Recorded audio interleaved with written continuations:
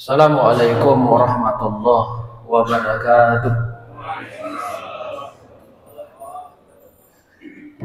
Masih mengantuk kayaknya. Assalamualaikum warahmatullahi wabarakatuh. Bismillahirrahmanirrahim. Alhamdulillahi rabbil alamin. Salatu wassalamu ala asyrafil anbiya'i wal mursalin wa ala alihi wa ashabihi ajma'in, amma ba'd.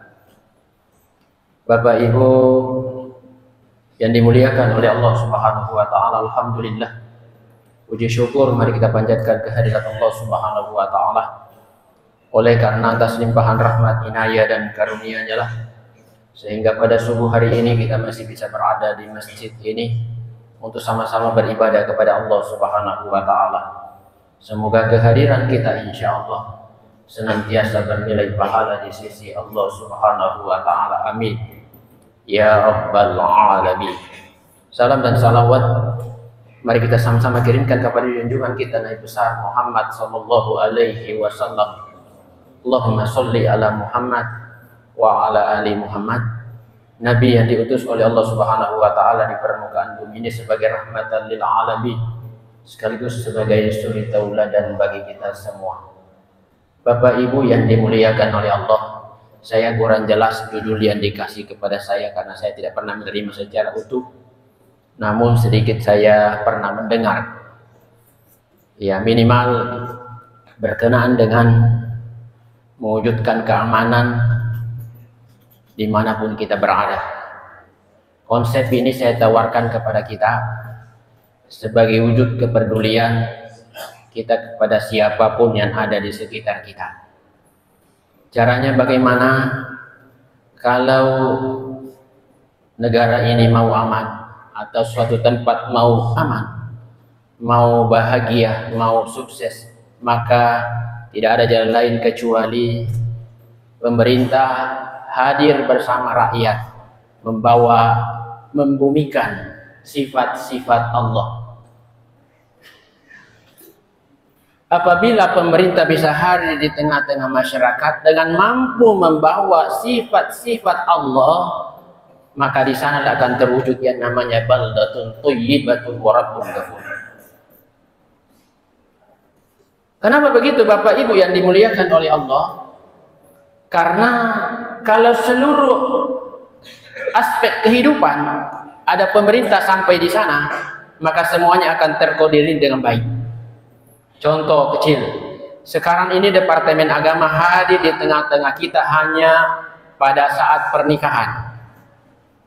Kalau ada orang mau kawin baru datang itu penghulu, jadi imam untuk kasih nikah orang. Lain-lainnya tidak ada.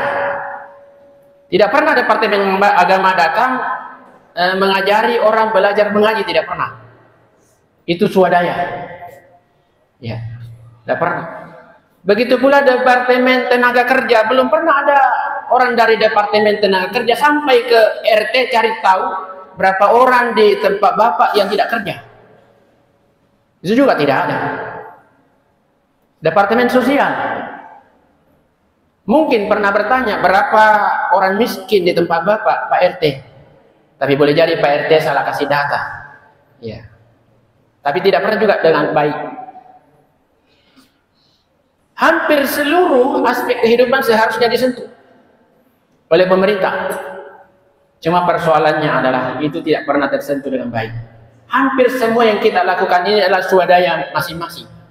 Ya. Anak tidak bisa mengaji karena kita tidak bawa ke masjid ini untuk belajar mengaji. Dan semuanya. Oleh karena itu Bapak Ibu yang dimuliakan oleh Allah Subhanahu wa taala, kalaulah seandainya semua lini kehidupan hadir aparat pemerintah dan membawa sifat-sifat Tuhan tadi, Rahman dan Rahimnya Allah, siapapun yang ada di sana menerjemahkan Rahman dan Rahimnya Allah, maka kedamaian akan terwujud. Tapi kalau yang ada adalah polisi datang mengamuk dan lain sebagainya, yang harusnya mengayomi, ya seharusnya semua sifat-sifat Allah itu turun ke sana. Ya. Siapa yang bawa? Masing-masing aparat pemerintah sesuai dengan tupoksi masing-masing. Nah, maka sekarang tinggal kita cari tahu siapa yang membagi rezeki. Harusnya dia harus tahu siapa yang miskin di kampung saya, itu dibagikan. Siapa yang belum sekolah, siapa warga saya yang tidak bisa baca Quran. Mohon maaf, mungkin Pak RT tidak tahu siapa warganya tidak bisa baca Quran. Ya, atau Pak RT juga tidak bisa baca Quran. Mohon maaf Pak RT, astagfirullah, naudzubillah min dzalik. Saya yakin tidaklah. Ya. Kalau ini kita data dengan baik, makanya pemerintahan berbasis data. Ya, berbasis data. Sekian yang kaya, sekian yang miskin. Kalau di Bukit Baruga mungkin semuanya kaya. Ya. Ya, mungkin semuanya kaya. Tetapi di tempat lain, astagfirullah, naudzubillah min dzalik. Bagaimana mungkin bisa kita mewujudkan keamanan kalau keadilan tidak ada? Yang kaya semakin kaya, yang miskin semakin miskin. Yang kaya tidak bisa berbagi dengan yang miskin. Bagaimana caranya dia tidak bisa berbagi? Karena dia tidak tahu siapa yang miskin. Kenapa? Karena kita hidup mungkin teman Facebook kita ada 1000 orang, teman Twitter kita mungkin ada 2000, teman grup kita mungkin ada 500 dan sebagainya. Tetapi mungkin 20 rumah ke samping sana kita tidak tahu di tetangga kita, atau mungkin tidak pernah kita bagus sapa dengan tetangga kita. Ini pekerjaannya apa? Ini di mana dia, orang apa? Dan seterusnya, yang seharusnya itu digali secara totalitas semuanya. Ya. Maka ini akan mewujudkan suatu pemerintahan yang luar biasa yang kita cita-citakan. Karena gampang dikoordinir, gampang kita arahkan. Ya. Tetapi kalau kita hanya memerintah atas nama komando, hanya datang kalau mau 17-an. Begitu 17-an baru ada kegiatan. Padahal seharusnya setiap hari kita hadir di sana, di tengah masyarakat. Ya. Sama dengan polisi. Saya tidak yakin itu Babin Kantipmas bisa ada di tengah bapak-bapak setiap saat. Kenapa? Karena dia kalau tidak salah satu kecamatan, satu babin, atau mungkin satu kelurahan.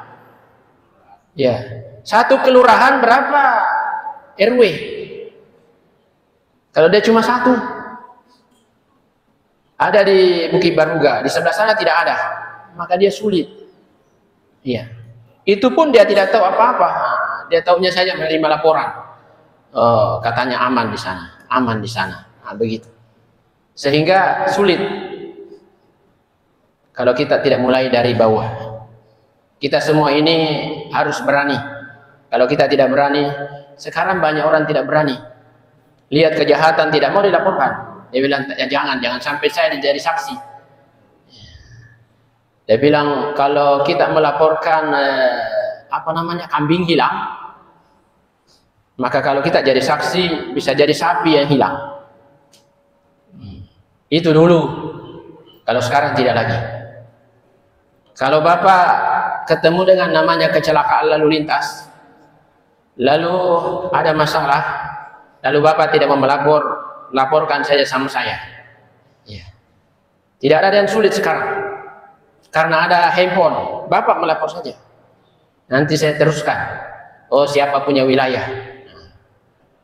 Kenapa banyak yang tidak mau melapor? Karena tidak beres. STNK-nya mati.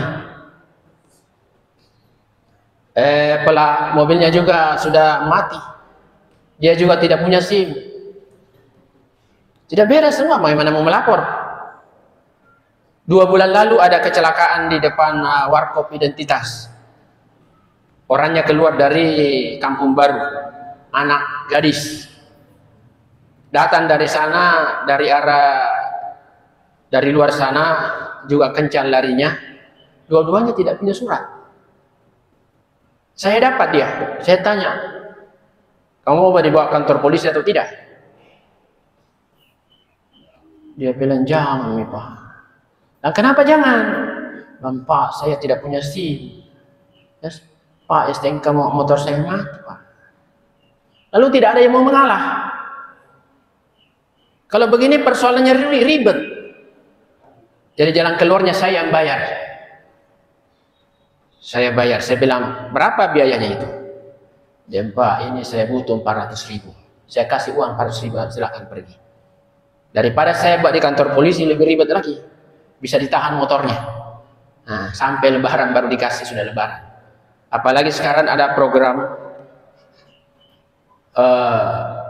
pemerintah khususnya kepolisian, kalau dapat motor bermasalah selama bulan suci Ramadan, maka motor itu akan disimpan sampai lebaran.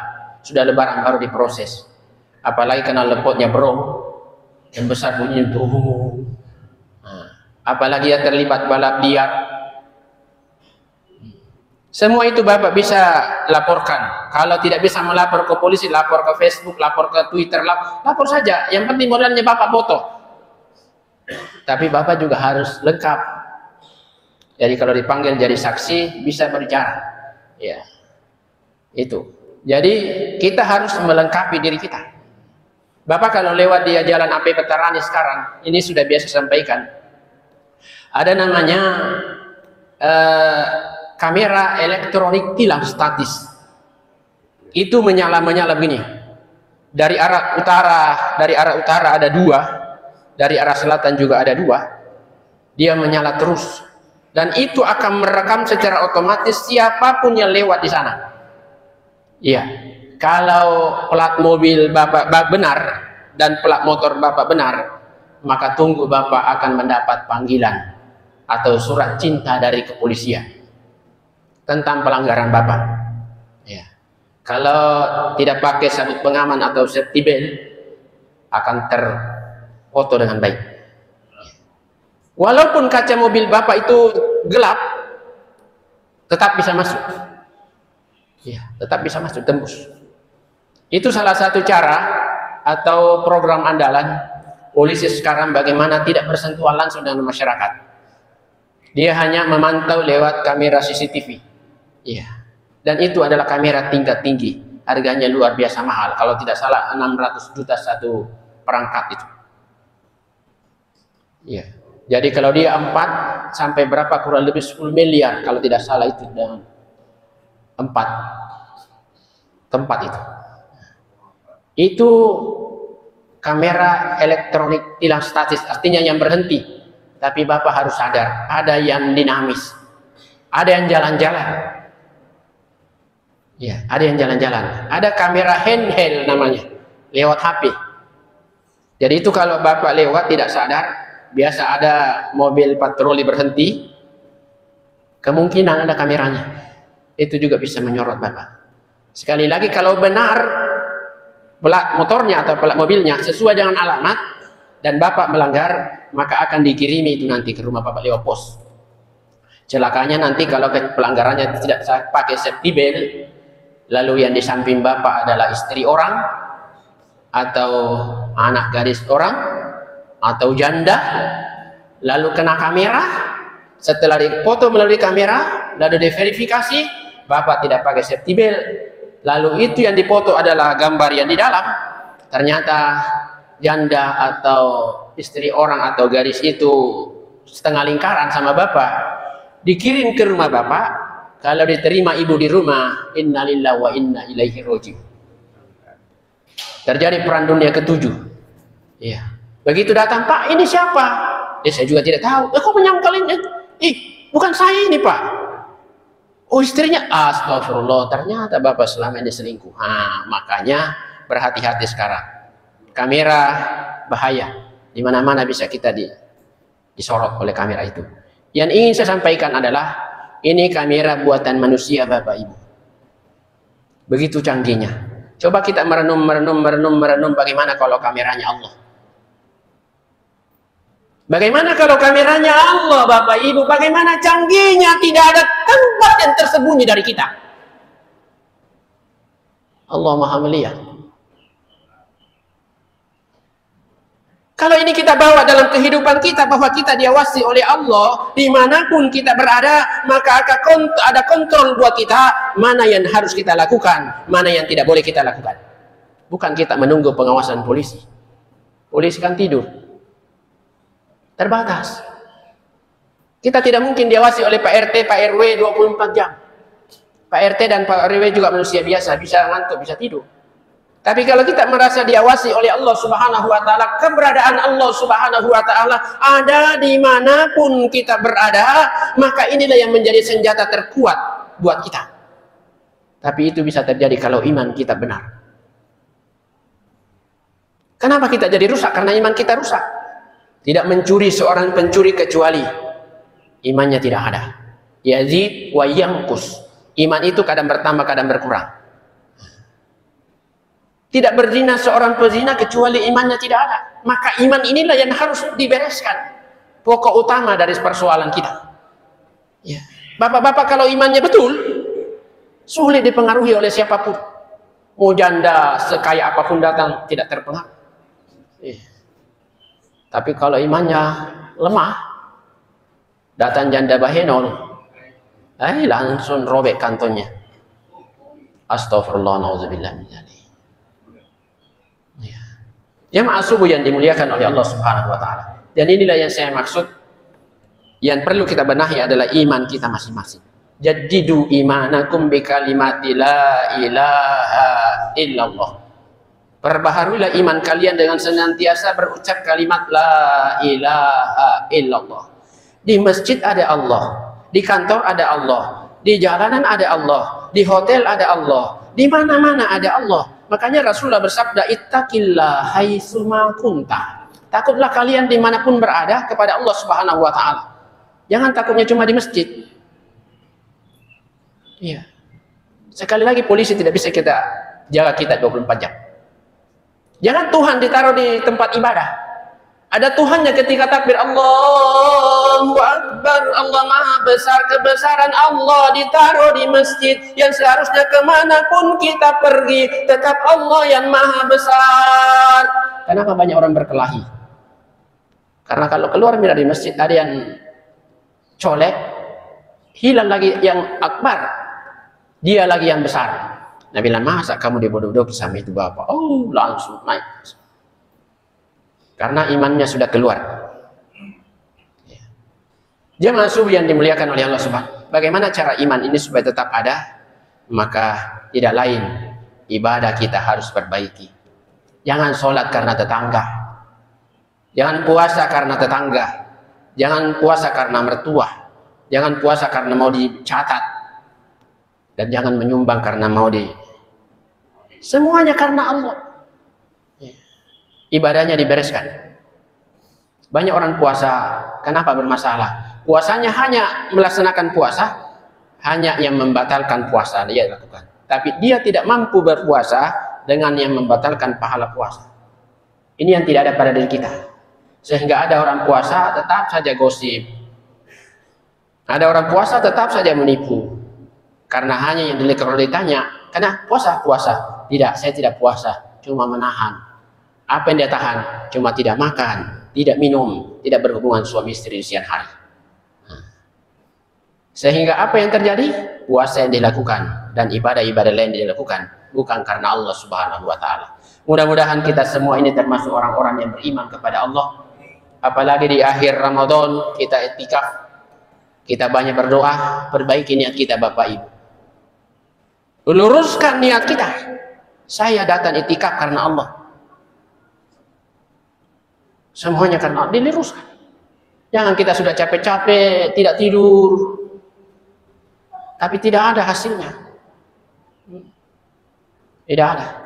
Maka kita masing-masing ini coba kita baca Asmaul Husna dengan baik, lalu kita baca terjemahnya, lalu coba kita tanya pada diri kita, adakah satu sifat Allah yang ada pada saya yang mungkin bisa saya amalkan dalam kehidupan keseharian saya dengan orang lain. Entah itu sifat-sifat, pokoknya sifatnya Allah luar biasa. Dia 99 yang ada itu, kalau kita baca satu persatu, semuanya luar biasa. Dia maha kaya, dia maha sabar, Dia maha luas, dia maha rahim, dia maha penyayang dan sebagainya. Semuanya luar biasa. Jadi coba, tidak ada pun di antara kita ini yang datang beribadah tanpa ingin mengharap ridha Allah Subhanahu wa taala. Tapi niatnya yang jadi persoalan. Jadi sekali lagi, dengan akhir Ramadan tinggal berapa hari? Sekarang ini ada yang 26, ada yang 25. Ya Muhammadiyah sudah 26. Yang kita yang bukan Muhammadiyah mungkin baru 25. Ya, jadi tidak ada masalah. Yang jelas kita perbaiki semua ibadah kita dengan baik di hadapan Allah Subhanahu wa taala. Sebetulnya subuh ini juga saya dibimbas karena katanya dirubah jadwalnya. Tapi saya bilang, aduh, tidak bisa saya dibagi dua. Ya, jadi di sini saya dulu ya. Nah, nanti lain kali kalau ada yang kosong baru di sana. Ini yang sempat saya sampaikan, mudah-mudahan ada manfaatnya. Kalau ada benar itu datang dari Allah. Kalau ada salah keliru semata kekurangan saya manusia biasa mohon dimaafkan. Saya tidak bisa berlama-lama, jam 7 saya sudah masuk kantor. Billahi fi sabilillah fastabiqul khairat. Assalamualaikum warahmatullahi wabarakatuh.